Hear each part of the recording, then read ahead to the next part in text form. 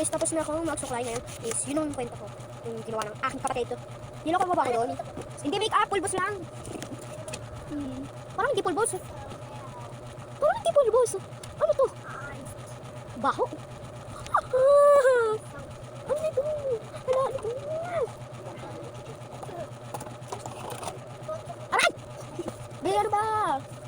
Ba't ka nakalipin? Di ako nakalipin. Lipin? Lipin? Ano to? Puti ko. Hindi, saksak. Dapat important. Sana may pasok na ako. Kasi sunod ko sa kasalanan. Ow!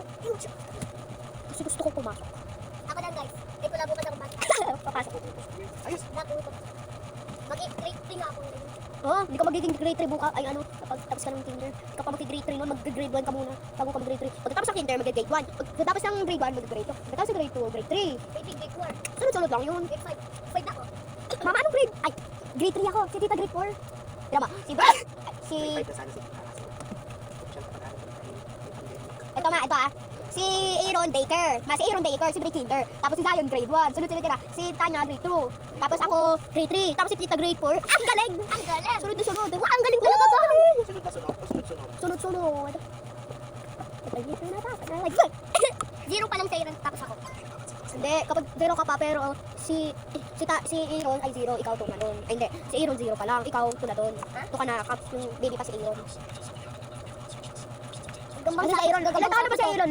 Uy! Mama, ilan taon na ba si Aaron? 4. Okay. Okay. Oh, diba? Sunod-sunod. Ito, walis na. Hala ma, 6 na si pero dapat kapag 6 na, dapat grade 1 na eh. Di ba? 6 na. Ako sa susunod. Tapos 7 na si Ate Tanya. 6, 7! Ah, 8 na si Tanya, diba?